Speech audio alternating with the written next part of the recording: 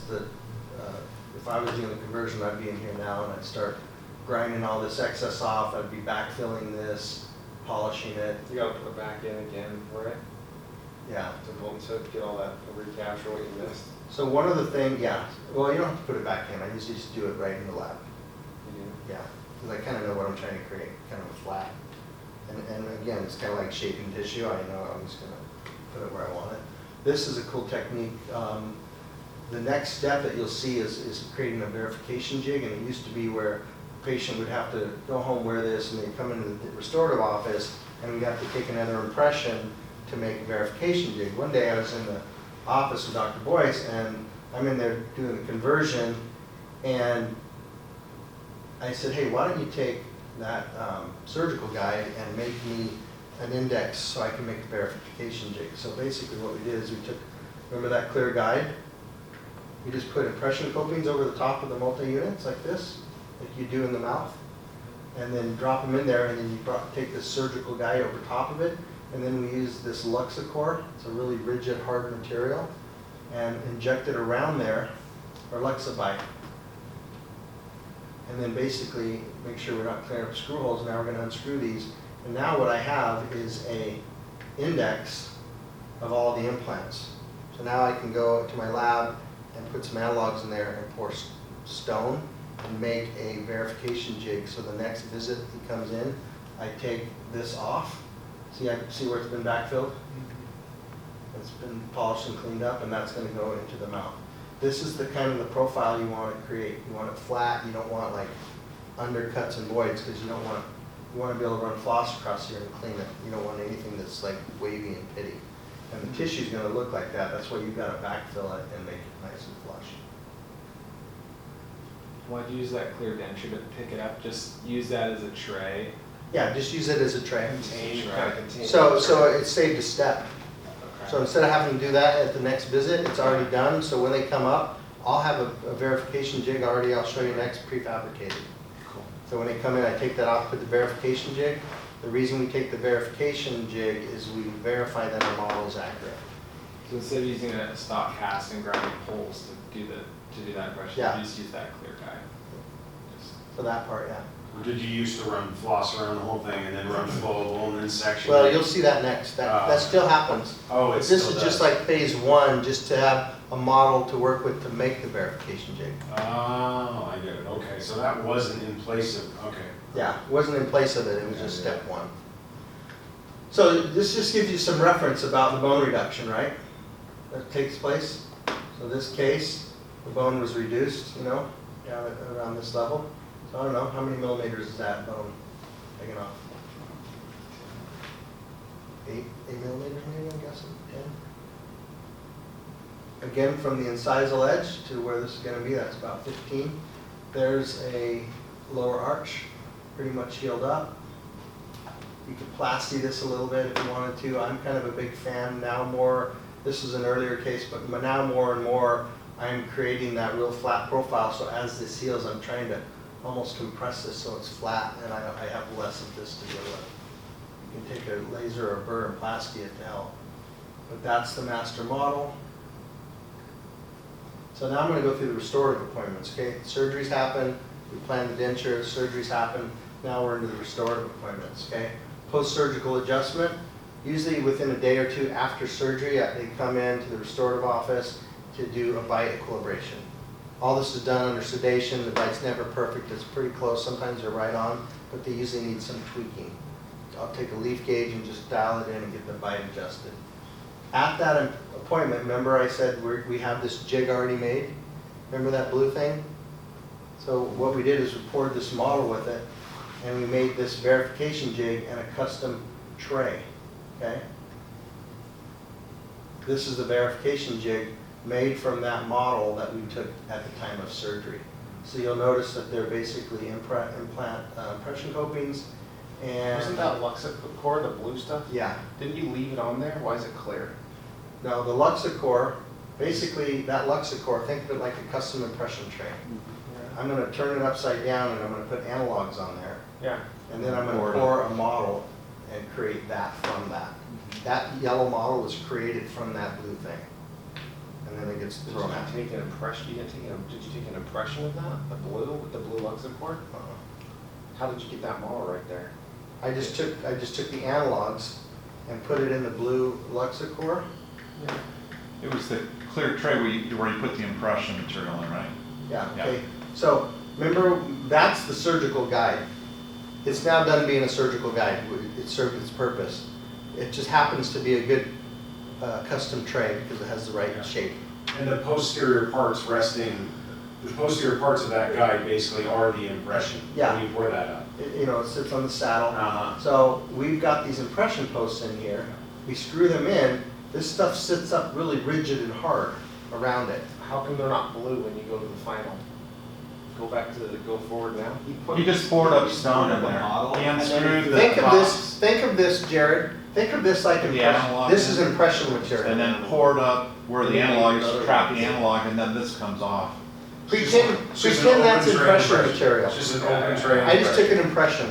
Couldn't you have used that to use as your jig, just screwed things? Not forward accurate in? enough. It's not? No, and plus the tissue's flapped open here. The next one we're gonna do is after the tissue's healed, it's shrunk down, it's like weeks later, and we're gonna get a more accurate representation of where things are. So this is just like think of it like I took an impression at the day of surgery and it's rough. There's tissue flaps and weird stuff. But at least I have something that I can work with. So now when I come into the next appointment, I already have a jig made. It saved me a step. Otherwise, I'd have to do this at the next visit. Yeah. It just took one appointment off our process. Okay. Everyone clear on that? So, the other thing is we got the stone model that was made from that blue custom impression tray. We make a stone model with it, then we put these impression copings in there. And then you'll notice these little lines, we cut these lines, and we cut them kind of thin. We want it like really thin, like, credit card thinner. We don't want to have to bulk it up with acrylic. And then we make a custom tray that has things around it. If you don't want to make the custom tray, there's a tray called,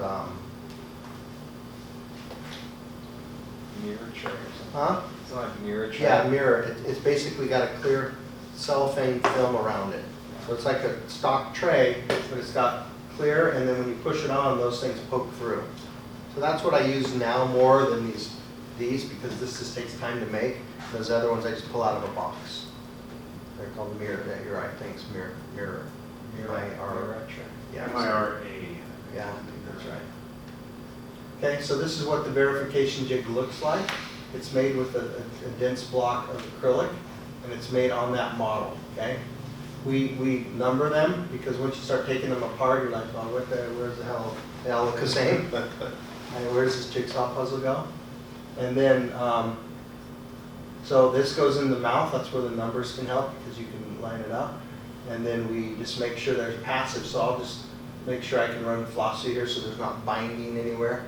We don't want binding between the pieces. It's like a passive, each piece is passive, so sometimes you might need to loosen that and just move it a little bit because they're, they might have done this when you cranked them and they're binding up each other.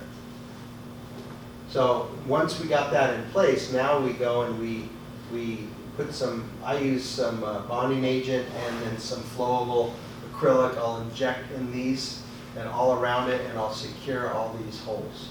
You'll notice that they kind of have a zigzag pattern with this one. I think it just helps the strength of it. And then we loop those together so that now this is becoming a monolithic block. But it started from individual pieces. So if there's inaccuracies in that, then we didn't recapture them. We got passivity, and now we're going to put it in one piece. The next step now, after we got those in place, is we're going to take wash material. We're going to inject it under the bar, under the interface here, because we want to capture that tissue really well. And we got to make sure we get a nice impression of all that underside tissue.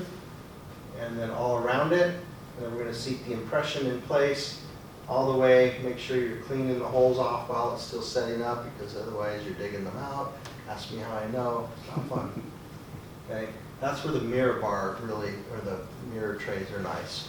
You could have stuck some Teflon in each one or something before you seated the impression. I think, too, you know right? what, you know Yeah, what? but I don't do that because Yeah. if they get clogged in there, it's just an Explorer and it just picks Ah, out. It's alright. no big You know, I think 10 years ago I did 2 or 3 cases that were screw retained like this, but I didn't do this step, right? Mhm. I didn't do the jig. Well, but you were doing an verification jig. implant level impression though, you weren't doing a multi. Right, I know, and a it was tissue level frickin', and to impression. get those Yeah. screws to seat past Yeah, everything was yeah. just a frickin' nightmare, Yeah, right? And then just made me hate screw retain. yeah. And so it's like, that tissue level verification jig is key, this Yeah. step there, I think. is Oh, you have to do it, and if you're doing zirconia, if you're doing a monolithic zirconia, oh, it better be 100% perfect, because if there's any discrepancy, those suckers will crack and they will fail miserably. In the titanium hybrids, the titanium bar doesn't, No, it's more it's flexible. forgiving. Do you like it better like than that for that reason? Oh, hell yeah. And Really?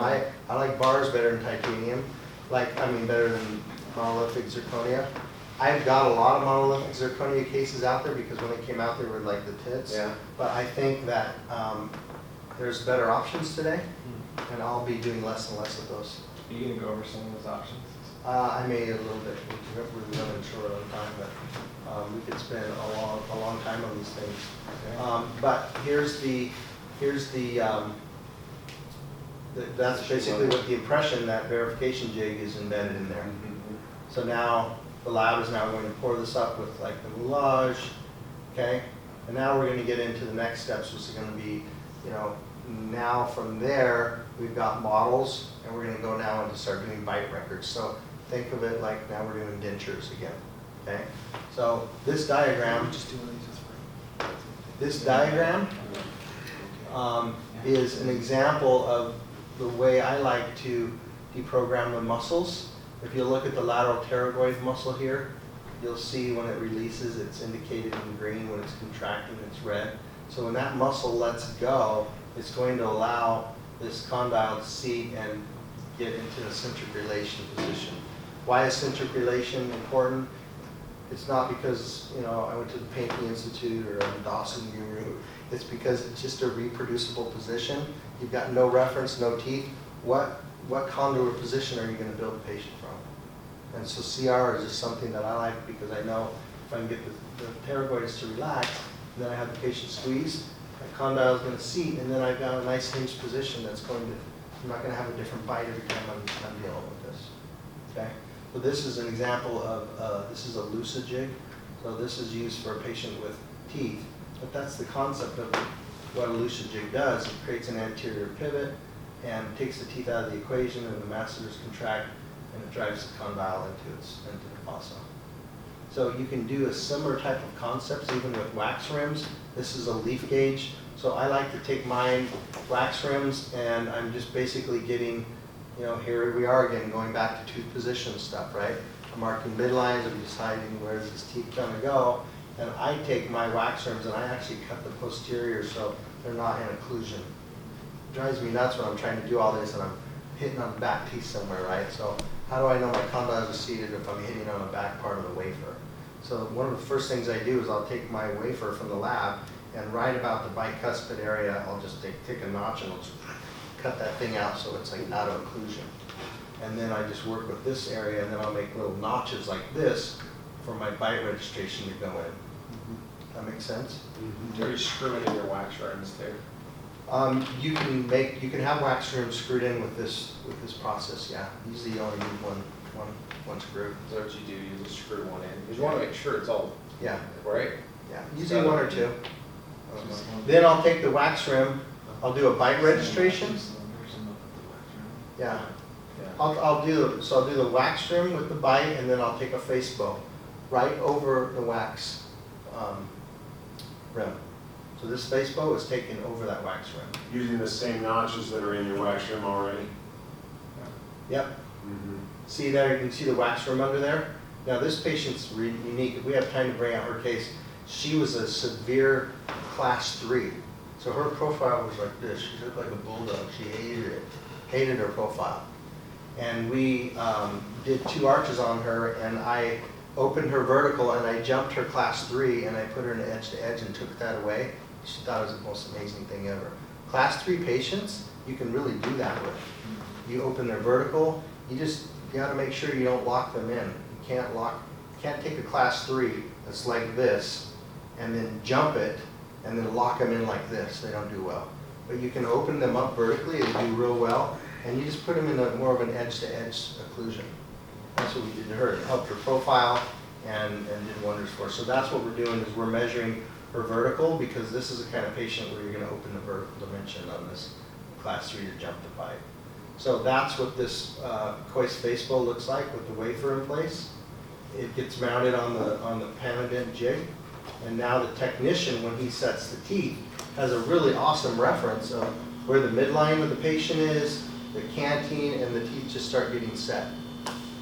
And the cool thing about this platform is you'll see this dial here. Let's say I go to try it in, and the arch and the case looks like everything, the maxilla is just too far down in her face. I go back and I go, the case needs to get impacted 2 millimeters. I take this platform, I dial it up 2 millimeters and raise everything up, or vice versa. It's a really nice way to make adjustments like that. It's a great system. So there it is mounted, and then there's the wax up on the platform. Okay. The third appointment is the tooth try-in, or the tooth setup. This done to verify the aesthetics and the function, tooth position, all those things we've been talking about all day. And then again, I use this same type of image where I've got the patient's eyes, I've got the horizon, and I'm looking at the maxilla. So how does things look to you? It looks like her midline maybe could go a little bit to her left on the try-in. But it looks pretty decent from here. Her eye's a little not straight here on this side, it drops down. But in terms of, my goal is to get this maxilla parallel with the floor. So when I'm taking this picture, they're not in the dental chair. They're sitting up in a chair like this, and I say to them, I want you to sit up like a military soldier, straight. Don't tilt your head, sit up real straight, back straight. Eyes at me, and I'm really fussy about this stuff. So I'm taking this picture, and I'm doing this, hold real still, and I'm capturing that. Because it's easy to screw up this thing if you let the patient have bad posture or slouch or sit that way, and you're not going to pick up on those things. And it's nice to have some kind of reference behind you that's horizontal. If you don't have blinds, you could take a piece of tape and have a wall somewhere in your office where you could have a patient stand in front of it and you could have a nice reference. So that's just a try-in of the wax rim. Right? How's her incisal edge at rest? Good. Good? Just got a lot of freeway space too. Yeah. Okay, now the next one is to try in the bar. The fourth part is trying in the bar with the setup. The 1 screw test should be done to verify passive fit. Final adjustments to the setup should be done. Okay. So 1 screw test, you screw one in? Yeah, just screw one in, just, take the prosthesis, screw it in, and then I'm just making sure that there's like no rocking. You shouldn't have 1 screw and then you shouldn't feel it like